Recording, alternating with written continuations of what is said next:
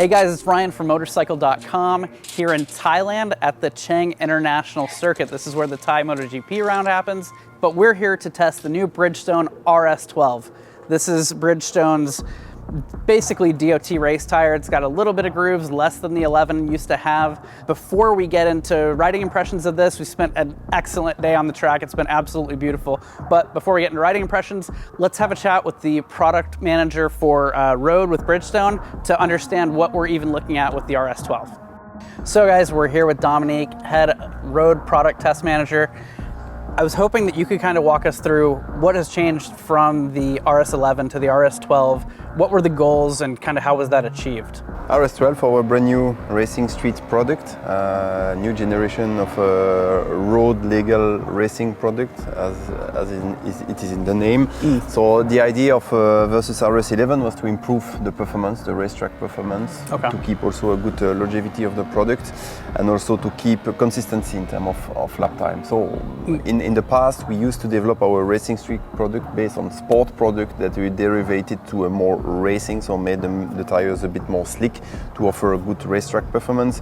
Here, the philosophy behind the development went in the other direction, means that we took a racing product and we brought it to the road. So basically, we made the tires versus the RS11. The tires became a bit more slick, so we eliminate the grooves on the shoulder area.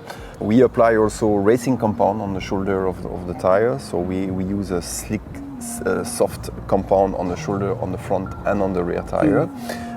And we also apply our new monospiral construction on the front, what we call the high elongation monospiral belt. This allows us to have a better contact patch, especially under hard braking, to have a more even pressure distribution on the ground. What is the difference in the compound from what we have now on the 12 versus the 11? Like what is the difference in that shoulder compound? Shoulder compound is really a pure racing compound. So it's something which is... Is it the same from the V03? It's coming from our, let's say, racing tires, soft racing tires. So it came from the previous generation, but it's a soft compound that we apply. And the target or the challenge into those development, it's also tires that you are capable to use every day on the street. Means that from a safety point of view, also you need a rubber, which also allow you to have a minimum grip level. Once you decide to drive during winter time, for instance, November, very cold condition, you must be in safety as well. So that's why we use a soft compound to be able to offer grip level already from the start. There wasn't any issue basically with removing the tread pattern from the side. Doesn't cause any issue, and changing the way the grooves are now also adds a little bit more stability. Is that correct? Correct, yes. Once we start to develop the tires, we had to rebalance the whole tires in terms of carcass stiffness, in terms of pattern stiffness. So we eliminate the groove on the shoulder, like we say, to have really a maximum contact patch when you are leaning with the bike. Still in the center part we have groove. We enlarge a bit the groove to maintain a certain wet performance. And then as far as the belts and whatnot, how does the new technology help in the stability for like straight line braking and whatnot?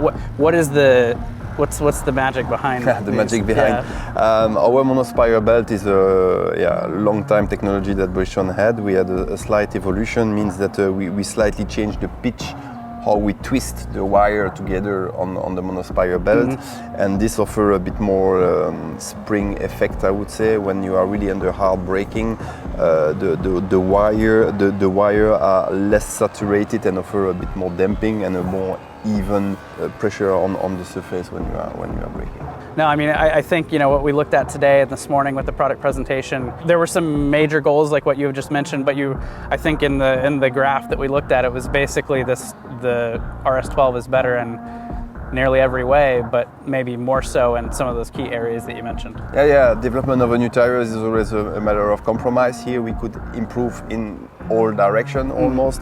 I think the most noticeable improvement versus the RS11 is really the consistency in terms of lap time. It's faster than RS11. 0.7%, but this improvement, you can gain it for much more laps than versus RS11, where RS11 had a performance drop after a few laps. RS12 keep going with the same lap time. So that's awesome. Well, thank you very much for coming and joining us, giving us a little bit of an explanation of kind of, you know, what the goals were, how we got there, and yeah, it's been a great bit of time on the track here in Thailand. So let's get over to the riding impressions, guys. So guys, if you're a follower of the channel, you might realize that I've got a couple other guys on staff who are generally our elbow dragging fast guys. I was able to get out here, and I think the big takeaway for me riding the RS12 on the track here in Thailand has been how confidence inspiring it is. And over the entire day, we had some really fast guys, plenty faster than me, but we had time to let the tires wear and wear and wear, and nothing changed from the first laps to the end of the day. The corner grip, the straight line braking, everything felt really solid all day. And I think for a rider of my caliber, which, you know, I think maybe I'm closer to the every man, every woman, it's the confidence that a tire can give you that makes you comfortable on a track and comfortable pushing your own limits. And that's what I felt like all day. You know, I spent the day on the Honda Fireblade SP, excellent motorcycle, a lot of fun out here. But you know, if you don't do a ton of track days, if you don't do a lot of track time, 1000cc bike on a circuit like this with a lot of straights and hard braking can be a handful.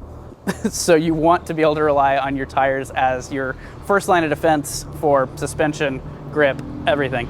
And I feel like the RS12 did an excellent job, and there was certainly not, I mean, it was the goal, right? We know what the goal was for Bridgestone, but there wasn't any significant drop off. I had absolute confidence in the bike all day long.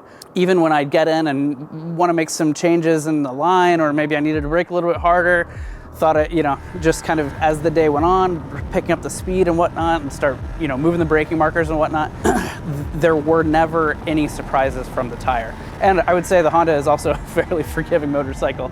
So for me, having that kind of melded together worked out really well. I think what Bridgestone has done as far as bringing in the kind of like race compounds to the shoulders of these are really going to allow a lot. It's going to be a wide swath of people that can really appreciate this tire. And I think as tire development has gone on over the years, you know, even sport touring tires are really amazing. But when you have a DOT race tire, this thing is something that you could certainly race with. And I was chatting with some of the guys that have done plenty of racing here, and they were absolutely keen on the idea of using this thing to race. It's great. I mean, I would say everyone, all levels today, I didn't hear anything negative about the tires. I didn't experience anything negative. Again, super confidence inspiring for me. So pretty stoked on the Bridgestone RS12. I think that if you are thinking about slicks and you're doing track days or even maybe club racing or whatever, you should give the RS12 a look before going for the full-on slicks. Don't need tire warmers. These things warm up quick, and the shoulder grip's amazing. So maybe don't opt straight for the slicks if you're doing track days. Give these a look. There's a lot of nice track day tires that are DOT rated on the market, but I think the RS12 is another good one from Bridgestone. So guys, that wraps it up for today. We got another day of testing on something else from Bridgestone tomorrow, but as far as the RS12 goes, that's gonna be it. Thanks for watching, guys. If you liked the video, like, comment, subscribe, and we'll catch you next time.